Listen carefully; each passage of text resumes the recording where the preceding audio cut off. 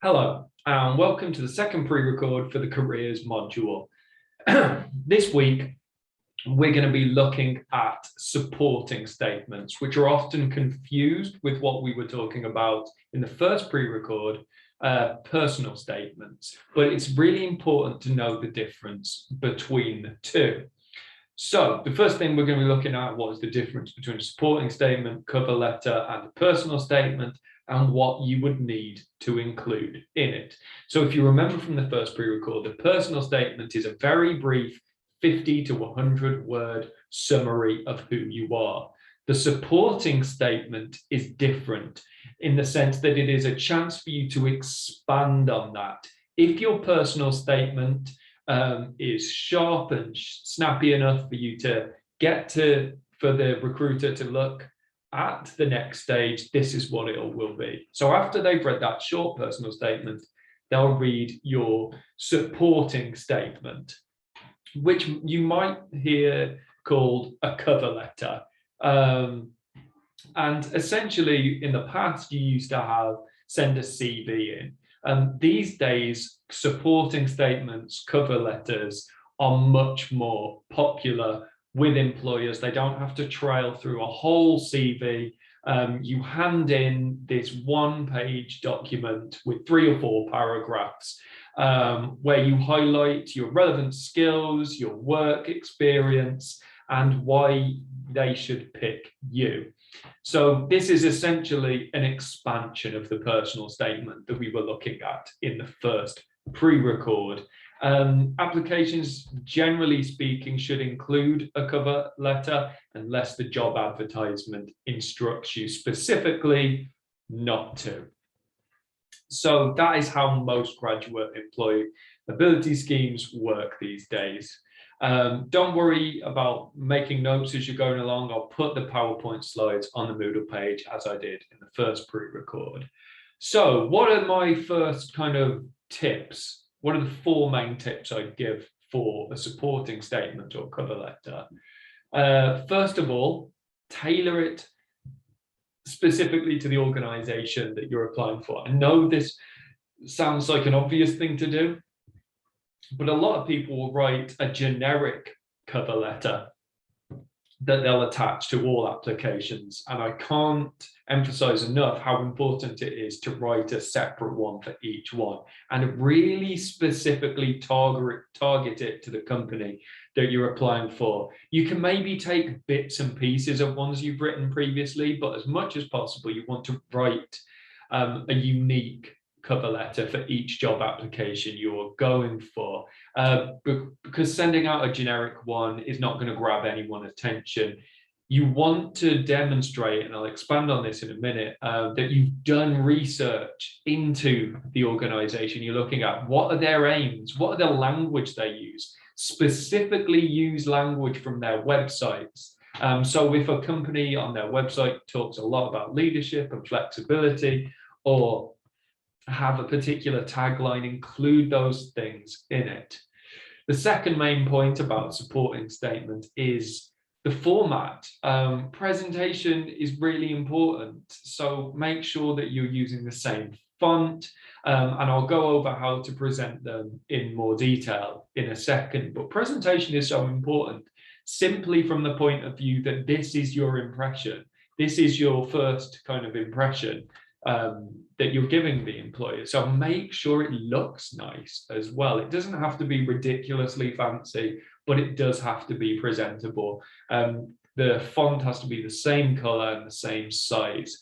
The third main point is identifying your USPs, which is a unique selling point. So I spoke a little bit about this in the kind of Zoom we had, in the first Zoom we had, and then in the personal statements last week. But the supporting statements where you get to expand on these USPs in a lot more detail. So it's not as restrictive as that personal statement I spoke about in the first pre-record. And then finally, this is the chance where you get to use examples of your work experience to provide evidence for the USPs you're talking about. So those are the 4 main tips. And what I'm going to do now is go into how do you create an effective structure to get the best out of your experience and your USPs. So it's a system called CARS, is one that a lot of the main graduate schemes use to help structure a supporting statement. Ideally, you want 4-ish paragraphs, each one that I've outlined here. So firstly, the context of your situation, which is just a brief description of your own personal and professional situation. Keep that quite short. Then you want to go on to actions, where you highlight what you've done in your career, your relevant experience, and talk about those skills that we talked about in the first Zoom meeting. You then want to relate the experience to the advertised position. How is the role they're advertising related to your experience and your skills? And then finally, you want to summarize a nice, quick, rounding up paragraph to round up the letter. The mistake lots of people do is they spend too much time on context and summary. You really want to focus on the actions and relate. Context and summary quite short. Action and relate will be the main body of the cover letter that you're writing. So cause, context, action, relate, and summarize. And that is the most effective way to structure a cover letter. So now what I'm going to do is go into some examples like I did last week with the personal statements and break down which bits are good and which bits are bad. So first of all, just the basic presentation of how you're going to present your cover letter. Usually what you want to do is have your address and your email and your phone number in the top right hand corner, as you can see on this slide.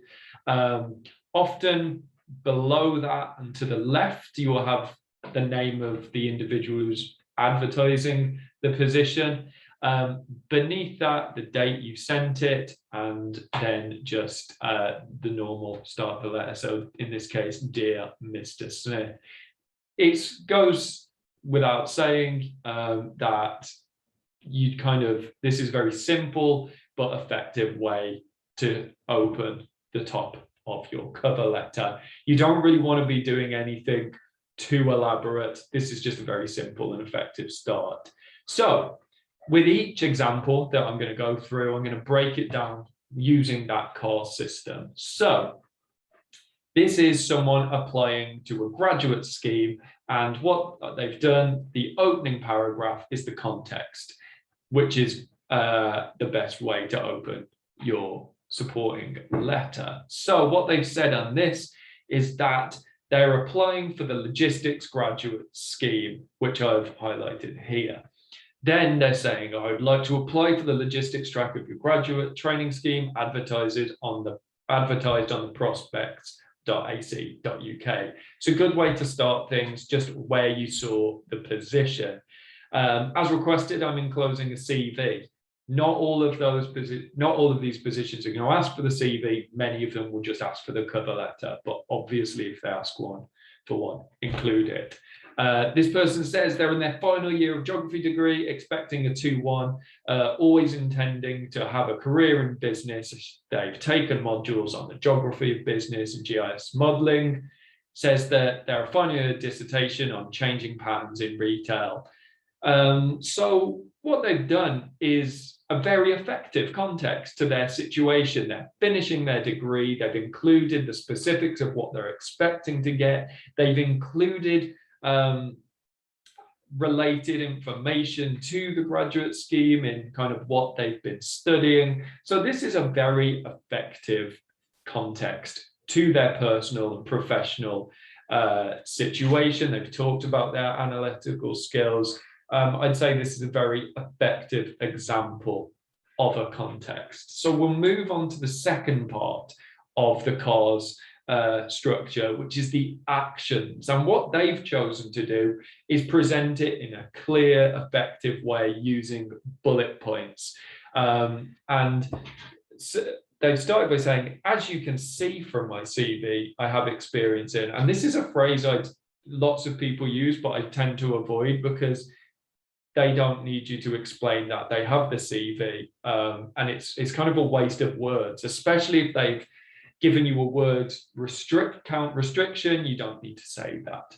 But what they have included is experience in retail. They've talked about shelf stacking, contributed to the store consistently being in the top 5 of the region. They've talked about customer service, warehouse operations, and what they've done, it's not kind of necessarily the most extensive history, but it's still decent, isn't it? They've used those positive action words that I've spoken about quite a lot so far. So communicated with colleagues, they're talking about problem solving, they're talking about leadership. So whilst they don't have the best experience in the world, they're relaying it well, they're presenting it effectively, clearly in bullet points. Possibly this last one, manage my time with combining study with work and sport, not particularly necessary. So always make sure that in these cover letters, every bit of information you're including is really relevant. You don't have time to be going off on tangents. But for the most part, they're covering good skills using positive action words, and this is kind of what we'd want to see. So let's talk about the relate and summarize paragraph at the end. So they're saying that my semester in Germany exposed me to different culture, improved my language skills. In addition, my voluntary work with young people has increased my resilience and ability to mix with people from all different walks in life. Compared to the rest of the supporting statement, I think this is a little bit weaker in the sense that, I mean, there are some strengths in that. It's always useful to have an additional language. They've talked about some voluntary work, but it's not a strong finish. It hasn't related it to the job position. In fact, this kind of it's very generic. It's a bit broad. It's not saying how they would add to the position. So I think the context is good. The actions are good. The relate and summary is weak here. So when you're trying to summarize, you want to pull it all together about why you're the best person for the position. This kind of a bit vague, a bit generic, and whilst there are some skills there, it very much feels like it's tailored off. And how is this specifically related to the advertised post? So first and second bits good, the final bit is not so, and hopefully you can see why. If you don't understand why, please just get in touch with me and ask questions. I realize we don't have much face-to-face time, so if you're ever struggling, please get in touch with me. So now I'm going to do a cover letter for a different background. So the last one was about a graduate. Now we're looking at someone who's had a career gap and is applying for jobs again. I haven't included all of the presentation about their address and number and stuff on this one, but again, you would include that at the top. So in this situation, they are asking Mr. Stanislas about the advertised position of International Business Graduate Program. So they've opened by saying, I'd like to apply for your International Business Graduate Program, which I've seen on the advertise on your website and on your company website. I'm enclosing my CV. This is a poor start. Yes, they've said where they've found the position, but I know nothing about them from this. There's no sort of background to their personal or professional situation. It's very blunt, very kind of generic, and I don't know anything about the context. Who is this person? Where have they come from? Why are they applying for the position? It's just a bit of a nothing context. So we'll go on to the next bit, which is the actions section. So they said, I just completed a 3rd year of English with drama degree, which has equipped me with skills such as, and then they've gone on to bullet point. Again, bullet pointing is fine. It's presented nicely in that way. They're talking about written and communication skills, although not necessarily applying it to the job position. They're not effectively saying why these things. So they're talking about presenting to group settings and in seminars. They've mentioned their English degree, but they're going for an international business graduate program. How is all of this related to that position? It all feels a little bit disconnected from the position advertised. So yes, there are some good positive action words.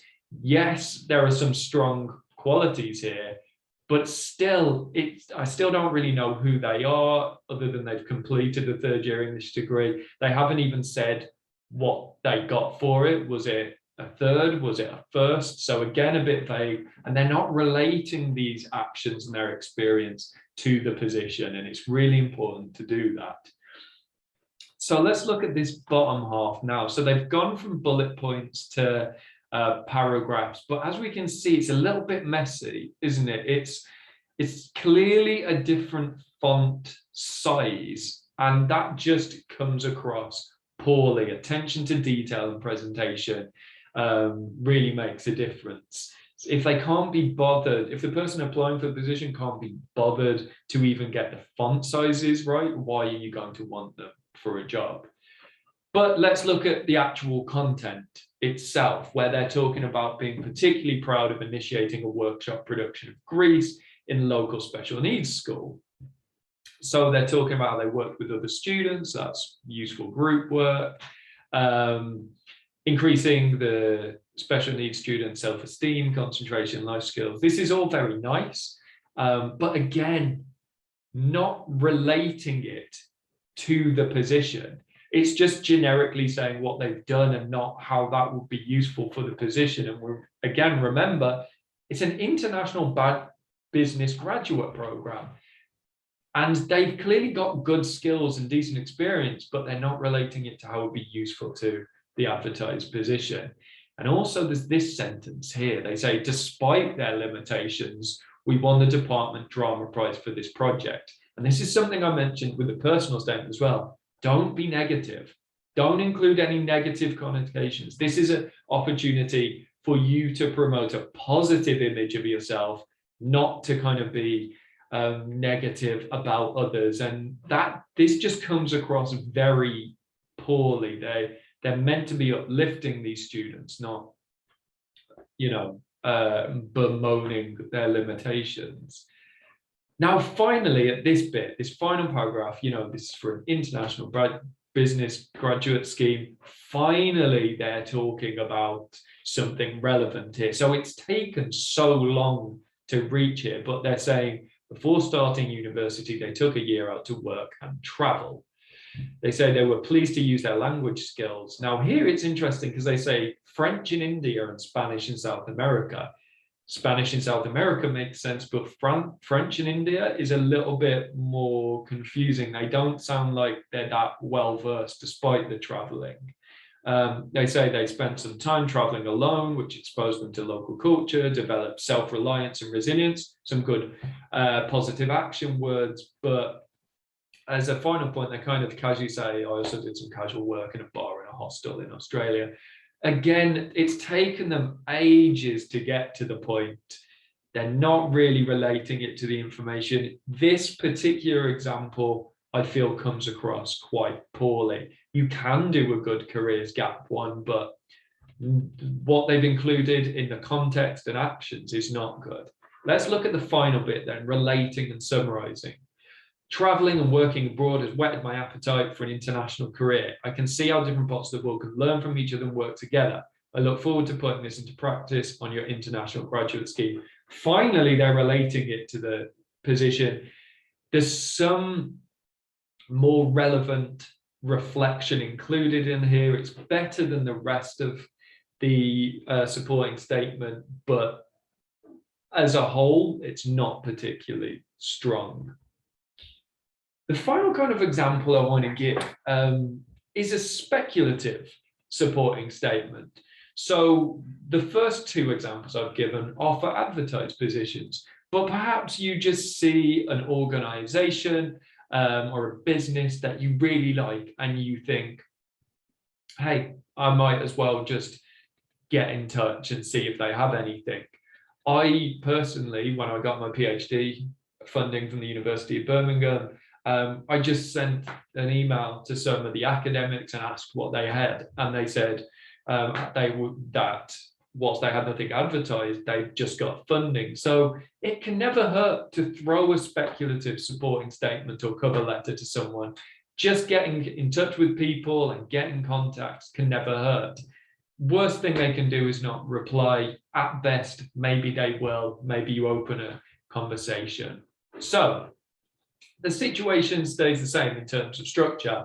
So first of all, opening with some context. Dear Miss Williams, I'm a second-year media student who is looking to gain some industry experience. I'd like to do a summer placement internship with media company I'm right to see what opportunities you have. Perfect. Absolutely brilliant. A quick summary of who they are and what they're doing. So they're a second-year media student and they just want some experience seeing what's available. Perfect content, short, sharp, snappy, it's proactive. This is obviously someone who goes out of their way to find opportunities. And then this bit here as well, talking about a little bit of research they've done. So I know media company has a strong reputation within the industry. It's particularly attracted by your work you did for Excite Communications. Brilliant. So they've done a little bit of research. They've demonstrated that they know what the company is doing at the time, their recent projects. So this is going to create a good impression. It's a good context that shows willingness to learn, to work, and some knowledge of the industry. Again, similar situation with actions. So whilst they might not have a massively extensive CV, what they have included is that they've created a website for themselves. So someone can go and look at the range of work that they've done, including a project for another website. They've clearly attached their CV to this, and they've attended events that are related to the company they're applying for. So they've gone to things, they're active in the community. They've said it was a good opportunity to meet with networks and peers. This isn't the most amazing experience, but it's showing a willingness to work and look at things. And I think a speculative CV, sending it out to people is never going to hurt. Then relate and summarize. So this is the same structure as the first two, and they say they can offer the media company flexibility, excellent time management, entrepreneurial spirit, and a willingness to work hard and learn quickly. So they've just summarized using some positive action words about what they offer the company. So don't be afraid to just send cover statements, cover supporting statements out there just in case, because people might get in touch with you and see what's available. So in terms of your career portfolio, we've now covered the 50 to 100 word personal statement from the first pre-record, and now the supporting statement. And you'll include this in your portfolio. It'd be between 500 and 1,000 words. Structure it in the way that I've said today using the CARS method. But if you have any questions about the content or the portfolio in general, please do just get in touch with me. And I will upload the third pre-record in a couple of weeks. Thank you very much.